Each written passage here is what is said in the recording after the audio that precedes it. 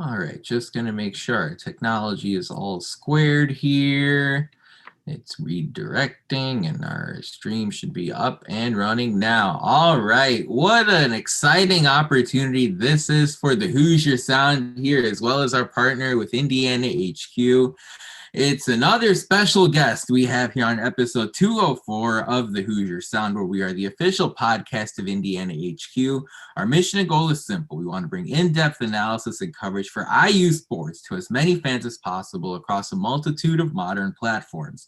We're recording this edition of the Hoosier Sound on Tuesday night, June 22nd, 2021, where I am your host, Nithin Krishnan, and I am so excited to introduce to all of you listening to us our special guests for tonight. They're the authors of the recent book Heart of a Hoosier, which is available in retailers wherever you like to find your books. And the authors joining us tonight are Del Duduit.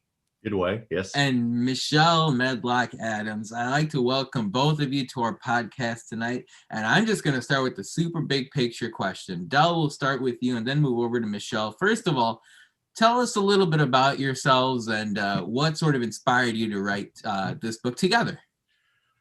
I'll do my best. Thank you for having us. We're excited about this book. It launches officially here in just a couple of weeks. It is available now on pre-sale on Amazon, of course, at Indiana University Press, wherever books are sold, and on down that run. My background, I started out when I graduated college as a sports writer. The funnest job I ever had, even today, it's the funnest job I ever had, and had a lot of opportunities, to do what I liked and go to ball games and get paid for it. So that was a blast. And then kids come along and I like to eat and pay my bills, and so I wasn't able to do that. So I had to migrate out. But I've always stayed in it, always dabbled in sports writing, and then about 5 years ago. Actually, it's kind of ironic, Michelle, because my co-author on this, I did not even know who she was at the time and reached out to her about writing because we had a similar background. And Michelle kind of took me under her wing. I guess I should say that, or else put me on her broom. And she taught me the ropes as far as publishing, as far as book writing. And lo and behold, she was tolerant enough to bring me along on this wonderful project called Heart of a Hoosier, because I'd written some sports devotional, some sports motivational books as well. And it just was fitting. We get along well. She's like the sister. She's like the sister I never had, and I'm the brother she always wanted. So that's how we kind of met. We have the same agent. And so it was just a natural fit for us. We both love sports. We both like basketball. And that was the motivation, because my agent and we both had the same agent, had written a book about football, about the team up north. And so we thought, what better avenue other than Indiana basketball?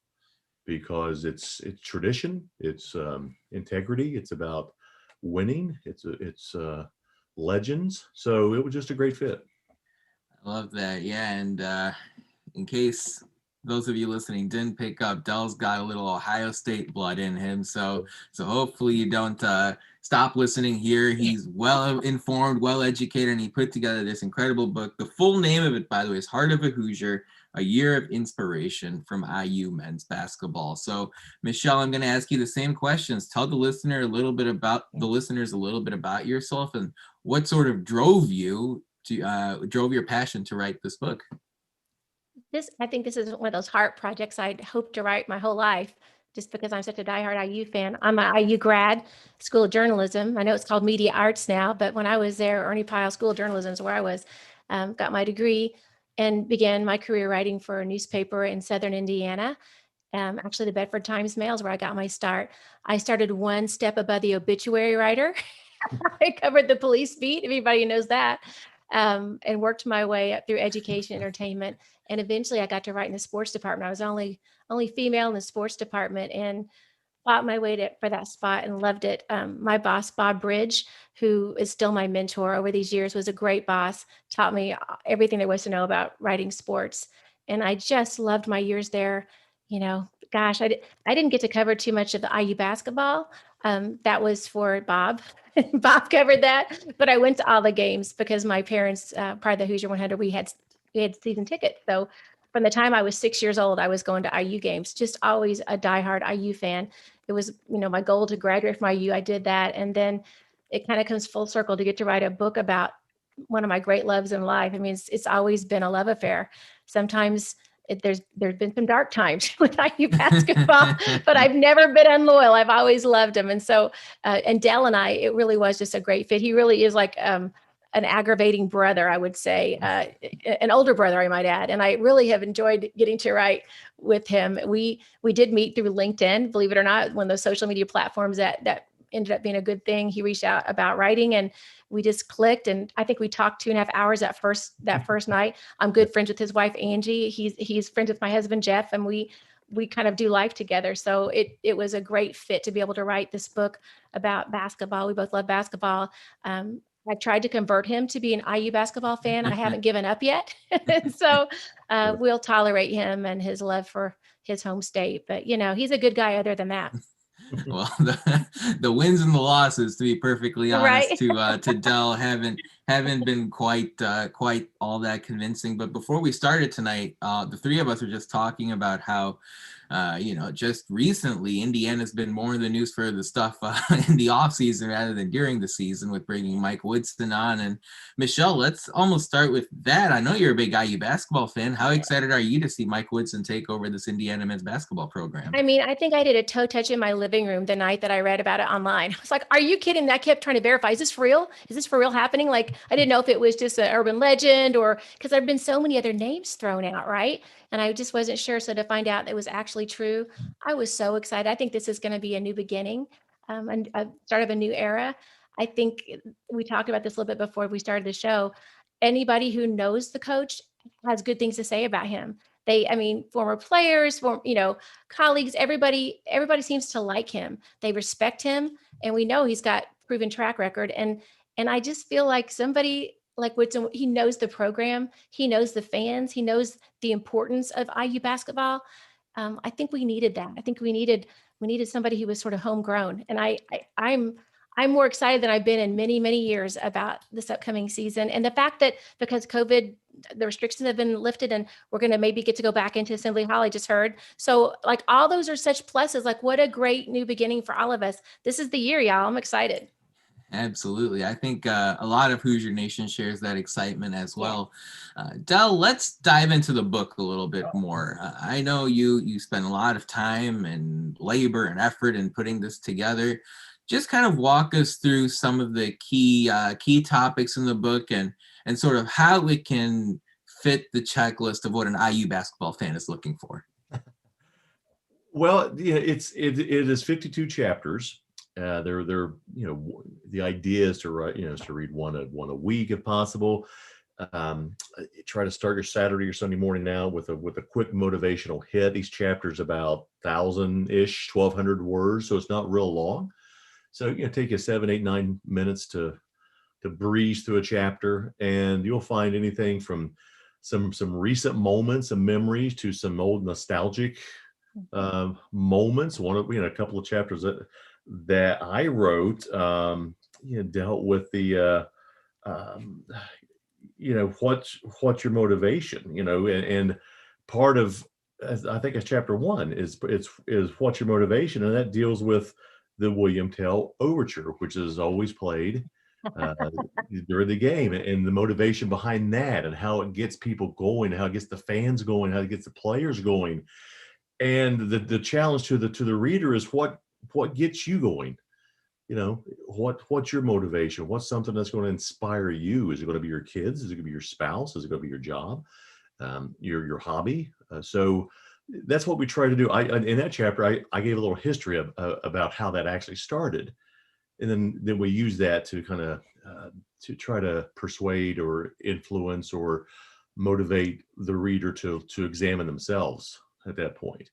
And so you're going to find things like that. You're going to find things like, I think Michelle wrote about the candy stripes. So what was behind that? That's kind of cool. But then we go into some old nostalgic memories. Great moments, great plays, great players, great coaches. So it kind of goes back a little in time, and it comes up to some more modern games. We talk about Cody Zeller, we talk about Coach Knight. So, and some great moments during their careers. So again, they're short chapters. They're broken down into 4 sections, because each game's in college basketball it's halves, but a lot of 4 quarters. So that's Sure. I always like been that. Yeah. Mhm. Excellent. And Michelle, as someone who came into this with such a big time affection for IU basketball, what were your expectations going into this writing process, and were there any surprises along the way? Anytime you co-author with somebody, and I have over 100 books I've done, and probably maybe 10 of those I've co-authored over the years, but this was my first one with Dell. So it's sort of a learning curve writing with somebody else.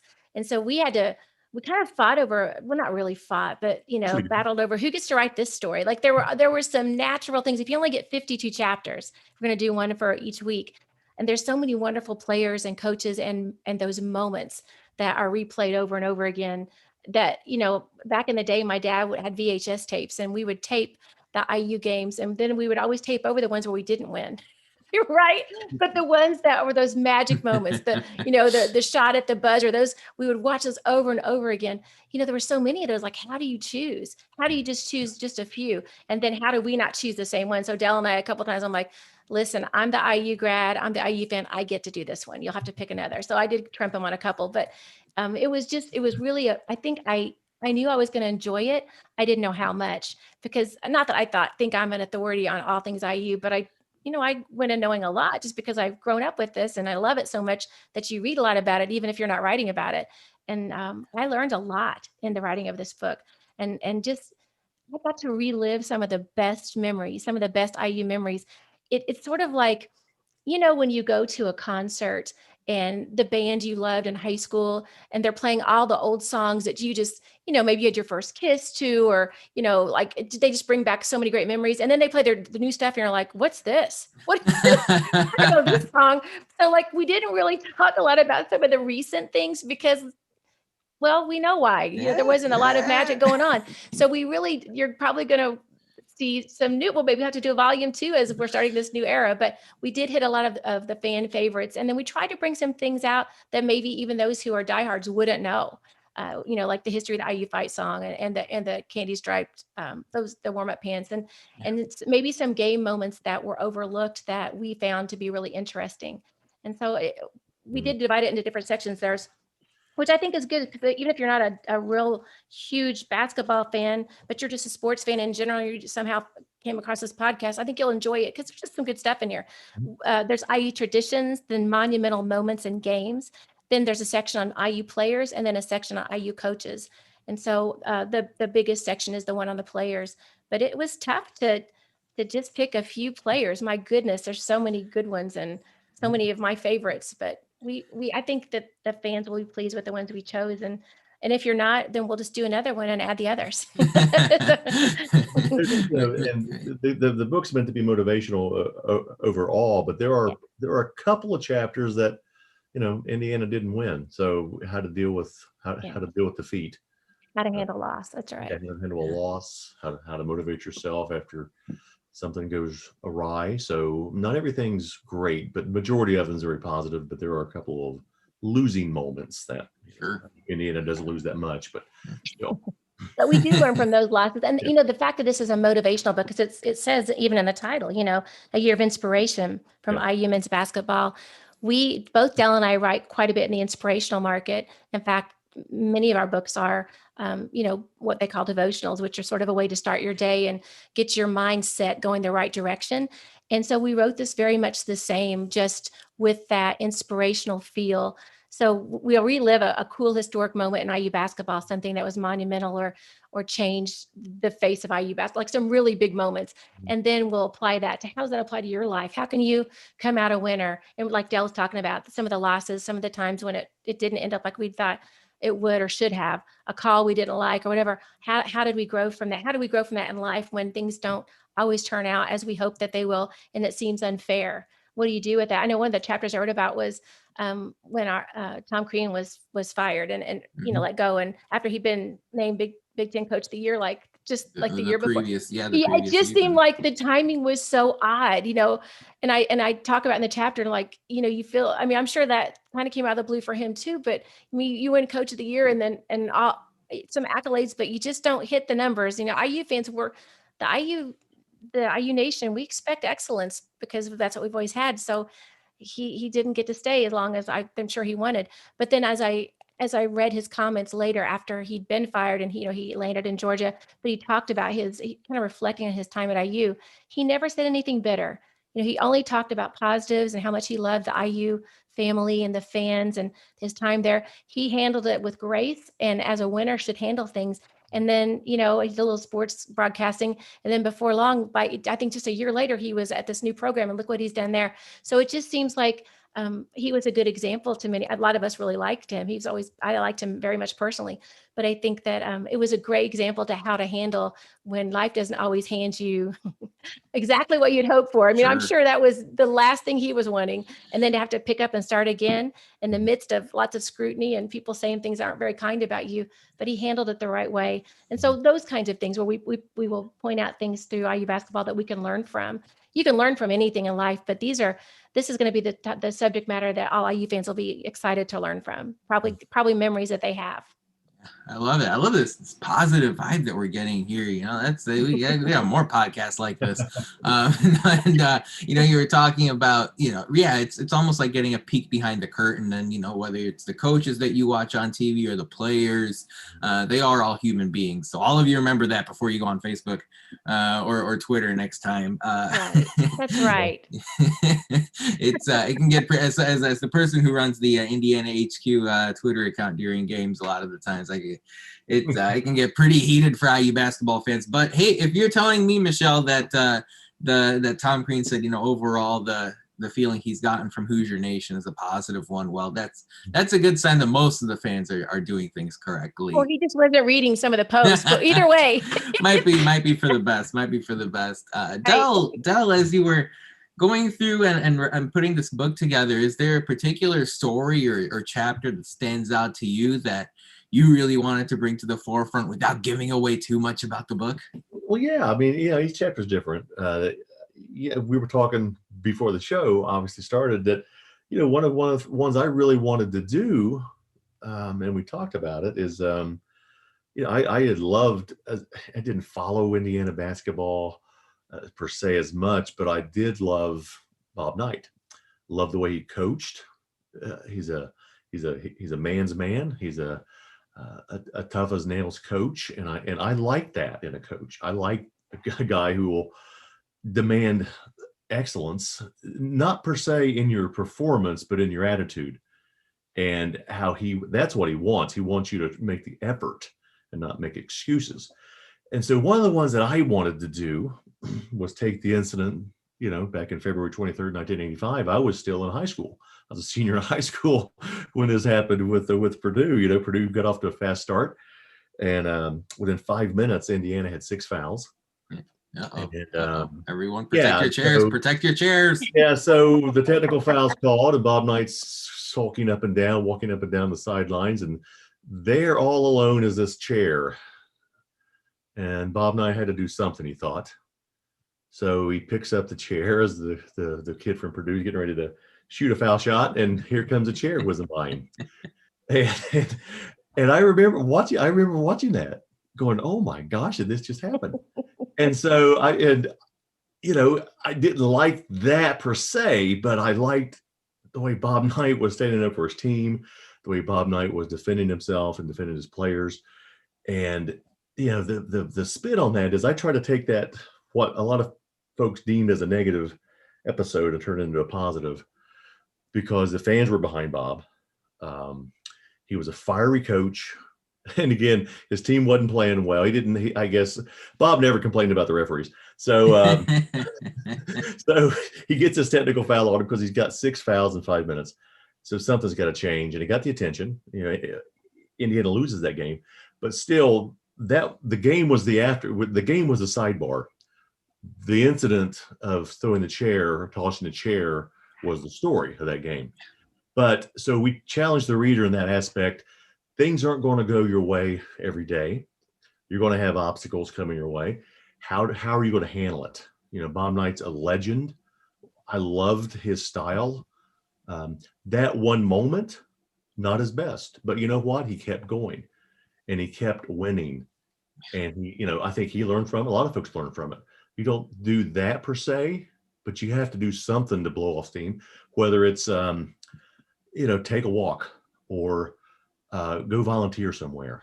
Do something. If something's not going your way, put somebody else first and see what happens. Step back before you act that way to cause somebody to look at you and go, he should have done that. Should he have done that? I don't know. He did it. I guess no one got hurt, you know. No one got hurt, you know. Maybe a chair got. Man. What would happen today, you know, if it goes to that today? Just a different time. But, you know, you look at Bob's enthusiasm and his desire for his team to get the most out of them. And that's why I think he did that sort of. But again, the challenge is to find something when things don't go your way, to turn it around for you without throwing something. I was at that game. I remember I was a sophomore in high school, and I Really. Yes. Oh, Tell yes. me more. Tell me more, Michelle. I was in high school, so you are older. Okay. No, I'm younger than you. Thank you very much. Yeah, I was at that. College. Okay. No. Wait, so you were there. How crazy was that? It was complete insanity. It was one of those things where it happened and you're like, did that just happen? Yeah. Like you're sure that you somehow, because I'm only 5'3" on a good day. So I'm, even with my hair poofed up, I'm really short. So we're all standing and you're like, what? Oh my gosh, did that really just happen? I remember looking at my sister and actually saying, did that just happen? Did that really just happen? Like you just couldn't believe it. And it's exactly what you said. The game became sort of a footnote. It was just, I mean, but the thing is, IU Nation, we're always backing him. So we're like, yeah, cheers. Like you're just, because you're just caught up in the momentum and the injustice of it all. And I don't know. Those are those moments that you're just, I don't know, you're glad to be alive. One of the guys who wrote an endorsement for us, he's on the back. I know Jeff Ramey really well. Jeff's he played baseball at Indiana. His roommate, and I didn't know this till afterwards. His roommate's dad was the one who called the technical. Isn't that something? It's like, really? I'd love to have known that. Yeah. Wow. Yep. Yeah. And then, unfortunately, you know, the story in that game is that unfortunately Indiana did not end up winning. Right, they lost the game. And nope. I don't know if people know that in all seriousness when you think about that specific day and that specific moment. But yeah, well, they don't know that. They probably wouldn't know who won or lost that game. That's what you were saying. Yeah, wasn't the story. And so in case for those of you who are just joining us, we're here with Del Duduit and Michelle Adams, who co-wrote the book Heart of a Hoosier, which will be officially released in a couple of weeks wherever you find your books, your favorite bookstore. And excited to announce that on this podcast tonight, we're giving away a couple of free copies of the book. And it's not going to be on this podcast specifically, but as I mentioned on Twitter, the only way you're going to figure out how to win these copies is by listening to this podcast or checking out our YouTube bio or the bio of this particular podcast episode, the description of this podcast episode, wherever you find podcasts. And here's the deal. What you've got to do is whenever you listen to this podcast, after you're done, go to this following URL, wherever on your phone, on your computer, you name it. You go to bit.ly/HoosierGiveaway. It's that simple. bit.ly/HoosierGiveaway. Again, the link will be posted in our description to this YouTube stream. It will be posted in the description to the audio whenever you download it. And if you're lucky, you'll win one of 2 copies that we're giving away thanks to our partnership with IU Press, thanks to our opportunity to speak here with Del and Michelle. So we're super excited over here at the Hoosier Sound and at Indiana HQ in order to spread the word about this book, because as far as what I'm concerned, so far as an IU basketball follower myself, I'm pretty excited as far as what I'm hearing to hear about these details and stories they can get, as well as how to connect it to your life. And hats off to IUP. It's a great cover. Yeah, it is. It's beautiful. Good looking book. It's going to grab your attention whether you like him or not. You're going to say, "Hey, that's a good looking book." And Yeah. so there's a Got a great good deal. cover on them. The marketing is doing great. Wonderful, yeah. And for those of you, hopefully this is why you watch the YouTube stream, because Dell and Michelle both just put up a copy of the book, and you can see over on YouTube exactly what that book looks like. Michelle, I'm going to kind of ask you the same question I asked Dell a couple of minutes ago, and that is, as you were kind of going through this process, I know we've mentioned the candy stripes a couple of times, but you Yeah. don't have to pick that one. You don't at all. That we can save that for when people actually buy the book. But was there a particular story or experience that took you back as you were going through the writing process for this book? There were a couple. One that I wrote was more about, it wasn't necessarily about a specific game, but it was about, I mentioned this earlier, my dad and mom were just huge IU fans. It was a religion at our house. We didn't miss an IU game, like, ever. It just didn't happen. I mean, if it was a blizzard conditions, we'd get the sled dogs out. Like, we were on our way to Bloomington. We lived in Bedford. Just loved, always loved him. And my dad would, not only would we be at the games, but then he would also tape all of the games. Back then it was a VHS tape. So he would tape all of the games. And then if we lost, we would tape over those games. But if we won, we would watch them over and over again. And it was so fun to, I mean, when my dad, he's now in heaven, when he passed away in 2004, the only thing that there was ever a fight over between my sister, my brother, and I was who was going to get dad's tapes. Like, we're going to put them all on DVD so we could all have them, because there's such memories of sitting down and watching those games with my dad. He had a special little viewing room at the house, whatever house he was in. That's what we do. And I would go back, and some of my best memories with my dad were just sitting rewatching IU games and rewatching all the championship games and the shot heard around the world, those kind of things. And I just remember it was so fun to watch these games because we knew that we won. It's sort of like when you've seen a movie and you know how it ends, so you can enjoy it so much more the second time. The first time you're like on pins and needles, and you're like, can't even go, get up to go get popcorn because you're so afraid you're going to miss something. But watching these games, knowing that IU would win, you could just enjoy it and just relax. And so kind of the motivation of the lesson of that is, wouldn't it be great if life was like that? If we could just go into it with this winning attitude, knowing that it's all going to be okay. And sometimes you just have to take that mindset and just knowing that it's going to turn out okay. That just changes your whole countenance when you go into it with that attitude. But that was one of the things I recall. Another thing I talk about is, in one of the stories is, when I graduated high school, pretty much everybody in Bedford, Indiana, I mean, if you weren't an IU fan, you could possibly be a Kentucky fan because we're further south. And there was one or two Purdue fans, but they didn't show their faces too often. Ooh, okay. But pretty much you were an IU fan, and if you weren't, you just didn't talk about it. It was just, you just sort of kept it quiet because you'd have a lot of people who wouldn't be your friend. So I didn't know too many non-IU fans. And when my first year of college, I didn't go to Indiana University like I wanted to. My parents said, "Hey, Michelle, we'll pay for your college. You'll have no student debt if you'll go to a small college your first year and then transfer to IU after that." I think they were afraid I was going to be too wild or something. I promise I was a good kid. So I went to a little Christian school called Asbury University, and right outside of Lexington. So you can imagine there wasn't a whole lot of IU fans in that area. It was a lot of the big blue machine going on, a lot of people in UK colors. And so I had a little red Fiero. Remember the little red plastic cars back in the day? I was so proud of that car. And I had an IU fan sticker right on the bumper because it matched my car. It was so cute. And I I drove that down there not even thinking, because that was an okay thing. I mean, I had people running me off the road, and they were waving signals at me, not kind ones. I mean, it was, it was really not, and I couldn't figure out why people were not so welcoming. And I realized it's the IU sticker in the back. And so I quickly learned that in the UK land, I wasn't so easily welcomed. And it was just kind of about standing for something. I talk about John Cougar Mellencamp, another big IU fan. And one of his songs, he says, "You got to stand for something or you'll fall for anything." I was belligerent in my IU fandom. Even in the middle of UK fans, I was going to take one for the team. But just how there are IU fans, no matter where I go, all over the world. When I travel for my job as a journalist, you'll see people with their IU. In Disney World one time, I saw a guy with an IU fan or just IU hat on. And like, we talked the whole time we were waiting in line to go on one of the rides, which was like 4 hours. We just talked about reminiscing about pretty much many things that are in this book. Just reliving some great IU basketball moments. IU fans would like this big, huge, dysfunctional family. We just we like to get together and reminisce, and that's what this book is all about. And so there are a lot of those kinds of stories in the book, but I love that no matter where I go in this crazy world of ours, you can almost always find an IU fan that'll reminisce with you, whether you're waiting at a restaurant, get ready to get on a plane, or a Disney World waiting in line. It's just kind of nice.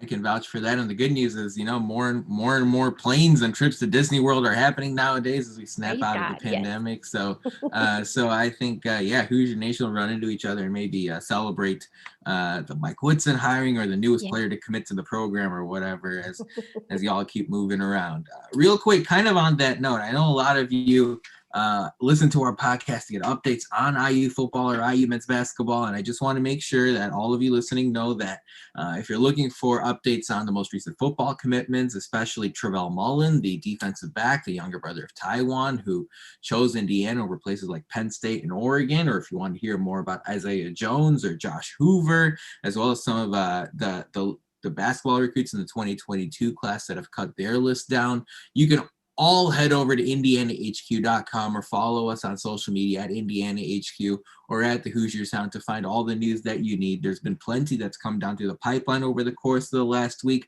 The Supreme Court came down with the key decision concerning the NCAA as well. And we've got an article up on our site about that through our legal expert, Mike Pudlow, who put that together. So for those of you who want to hear more and learn more about all the big IU news that's come down over the course of the last week, like I said, you can head over to IndianaHQ.com as well as follow us at IndianaHQ on Twitter or at the Hoosier Sound. Del, we were just talking about this a minute ago as far as the people returning back to normal as much as possible after the pandemic. How did COVID-19 affect the coming together of this book? That was something I was interested in. Was everything done before the pandemic hit, or did the COVID-19 situation throw you a curveball or two? No, we had almost, I believe, Michelle, about 90% of it was finished before that, because in the publishing world, you get something finished and completed, and it takes sometimes a year or else a little over a year for the book to actually come out. So actually, we were basically done with it by the time COVID hit, which was a big relief. But we just did a lot of it, either talking or else emailing or things like that, just communication that way, because we live about 4.5-5 hours apart. So it was basically done, and we'd had some other projects working on. So actually, the timing of it now is good, because right before getting ready to tip off soon, and with a new coach, with the excitement, because anytime there's change, there's always excitement. Yes. And there's always interest. So this is a good time for the book to be coming out. So we're real excited about that. And we want to mention real quick here that if anybody's in the St. Louis area on August 15th, we're going to have a lot more events, but we do have a book signing. Michelle and I will be at the Barnes & Noble at Mid River, which is 320 Mid River Center in St. Peter's, just a little northwest of St. Louis, not too far. It'll be August 15th from 1 to 3. Come by and Michelle will sign a book for you. We'll let Del sign too, and since you wrote some of the chapters. I wrote a couple. Wonderful. Michelle, you talk about how you had kind of a journalism background. You've written, I think you said almost 100 books. I mean, talk me through a little bit. What's life like as an author? And, maybe you can look at it from an IU basketball sports writing perspective as well, because I've got to think, it's got to be sort of a different lane of thinking than just a casual IU basketball fan who's tuning into games on a day-to-day or week-to-week basis. It's true. And I have over 100 books, and I'll tell you, more than half of those books are for children. So they didn't take quite as long to write, but still, to get them published, they're all traditionally published. But yes, the journalism degree from IU has served me well. I'm so grateful for my IU education. I say that all the time when I speak to different groups of kids who are thinking about going into sports writing or journalism of some sort.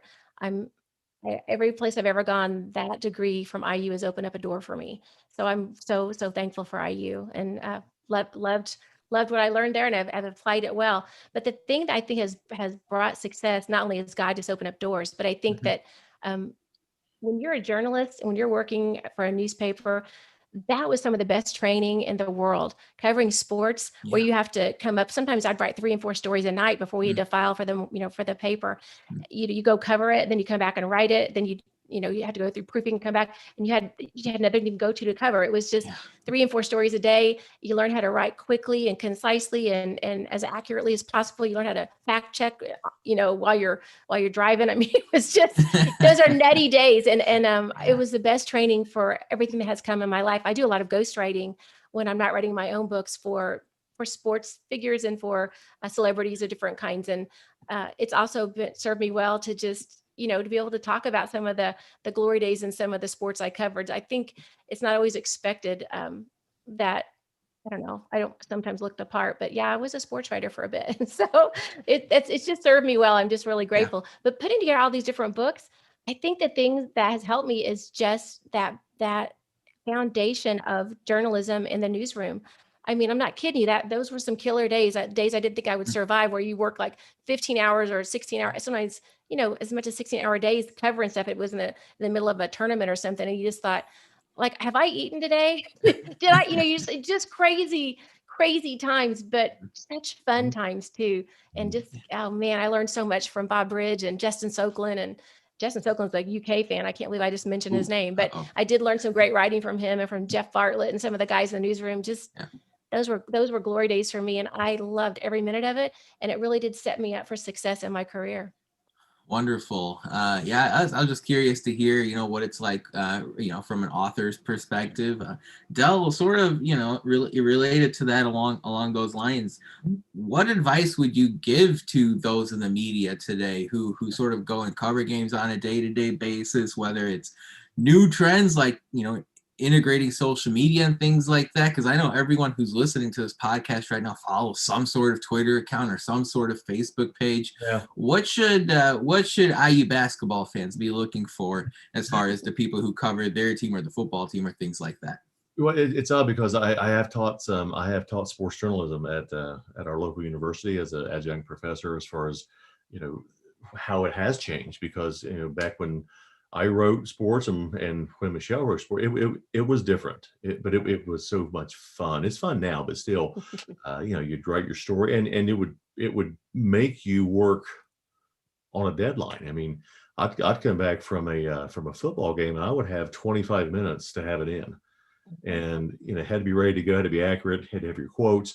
But what I teach, or what I taught last year before COVID kind of shut us down, was it is different today as far as social media, because people want instant information. So when I'm covering the Bengals, it's just constant Twitter. It's updates every 3 or 4 plays. You're doing an update, and then people are going to follow you. Then you interact, and then they're going to look to you as the expert, and they're going to want to get information from you, because today it's about who are you.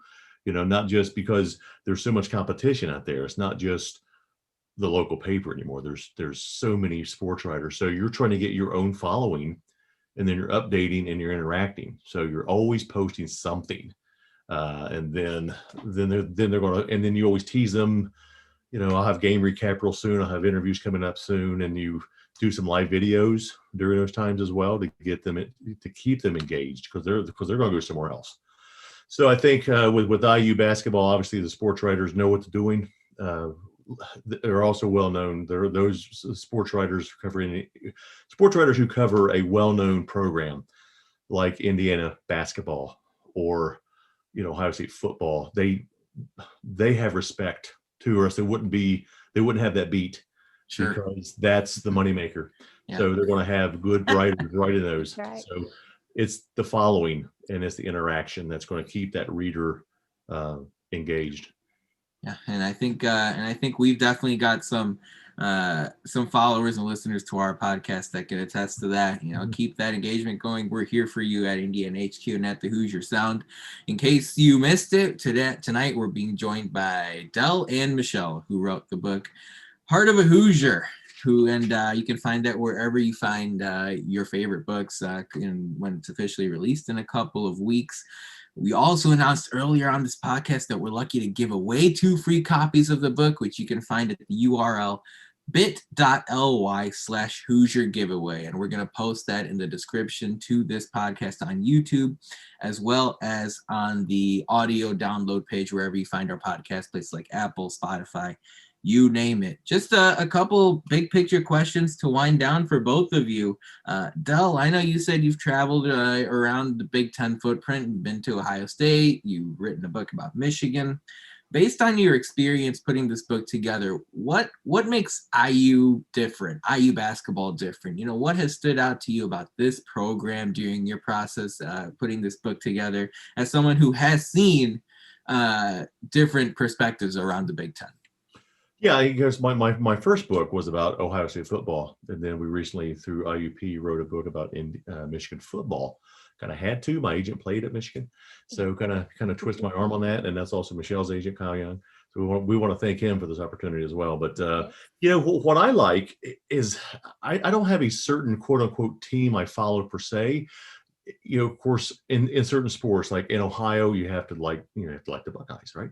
And in Indiana, you probably pretty good bet going to like Indiana basketball, and it's the tradition that I like as far as baseball. I'm kind of a Yankees guy. I like that tradition, not just winning, but the tradition. And in basketball, it was always I fell in love with the way Bob Knight coached. So I always had a draw to watch Indiana basketball, and football is Ohio State. So it's that legacy that I like, that tough as nails kind of thing, that you either put forth the effort or you go home. It's not so much about winning's a good thing, but the tradition, the integrity, I like the fact that Indiana doesn't have names on the back. You know, they're a team. So that's something. True, right? They don't put a name before the team. So things like that is what the Yankees do the same thing. So that's kind of things that I look for and I like in a ball team. And so that's why I always have had an attraction to Indiana basketball because of the tradition and just the excitement that they have. I've never been there. I've never been to a game there. Yeah. But I always found myself, if I was a young kid, hey, Indiana basketball, so I'm gonna see if Bob Knight throws something this game. So no, I'm kidding. So that always intrigued me. I love it. Yeah, the pageantry, the history of Assembly Hall or IU basketball. That's something you can absolutely find if you go out and you get this book for you yourself as an IU basketball fan, or your friends or your family who are big IU basketball fans, or Big Ten basketball fans, or Big Ten athletics or college sports fans. Of course, it's not exactly a one lane type of thing. Michelle, I know you know what makes IU special, so I'm not going to ask you that question. As you look ahead, what sort of interesting lessons did you learn from putting this book together that you think IU fans can take with them going forward as far as this program is concerned? We've talked about how there's a lot of optimism and excitement surrounding IU basketball right now, and they still have another 4.5 months before they even tip off to start the college basketball season. But what sort of things would you tell IU fans as they look ahead to this upcoming era with Mike Woodson leading the team that you maybe learned as you put this book together? I think as we wrote the different chapters and we would discuss about what we wanted to cover and the points we wanted to bring out from each game story or each player we profiled or whatever, some of the things that struck me was the determination, the integrity, the love of the sport, the purity of the game. And then it's such loyalty, such a loyal fan base. The players that we all celebrate were the ones that love the fans, the ones that understood what it meant to wear an IU basketball uniform, the ones that understood what it meant each time they took the court, that they were representing the state. It was that love, that camaraderie, that spirit. If you've never been to a game, and I know Del said he hadn't, but if you've ever been at a game in Assembly Hall, it's like nothing I've ever experienced. I've been to a lot of great ball games. Yeah. I'm a big baseball fan, so I'm a big Cubs fan. But going to Wrigley Field, there's something nice about that. But there is something magical about being at an IU basketball game, whether we're playing, right. We're like a preseason game, or we're playing like for the Big Ten championship. Like right. It's just as magical. It's just as wonderful.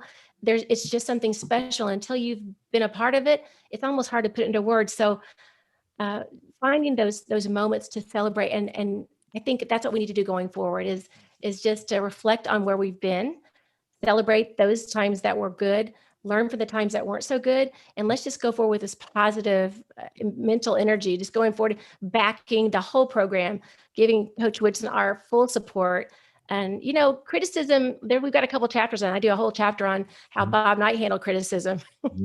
He had a couple poems for us, and I wrote one of my own in there. But, there's a way to handle criticism. There's a way to dish out criticism. But I think what you said earlier was really good.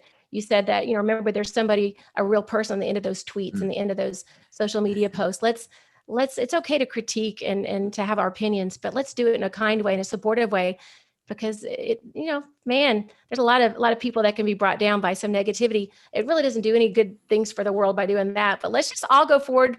Like, I don't want to be Pollyanna, but I kind of am, because I'm so excited about this upcoming season. I think we've got a lot to be excited about, and let's just keep the right mindset and let's cheer on those Hoosiers, because you know what? A year off, I think, kind of taught us how blessed we are to be able to be there in person and to celebrate every single game moment. I cannot wait. Same here. Go ahead, Del. Yeah. That's one of the reasons we really like the title, because the heart of a Hoosier, and I think that there kind of says it all, really, because not every team has that. Yes, that's right. 100%. Their names are Del Duduit and Michelle Medlock Adams. They wrote the book Heart of a Hoosier, a year of inspiration from IU men's basketball. Thank you so much for joining us tonight. I loved having both of you on our podcast tonight. That about wraps it up for our 204th show of the Hoosier Sound. Thank you so much for joining us. We really appreciate your support. Thank you to our live audience. You're all beautiful people. To hear more fantastic episodes like the one you heard today, be sure to follow us at Indiana HQ to make sure you don't miss any in the future. You can also go to our website, indianahq.com, to find it all in one place. Lastly, if you enjoy our show, leave us a review. Tell a friend, share our links. Your support really helps us grow this podcast and reach more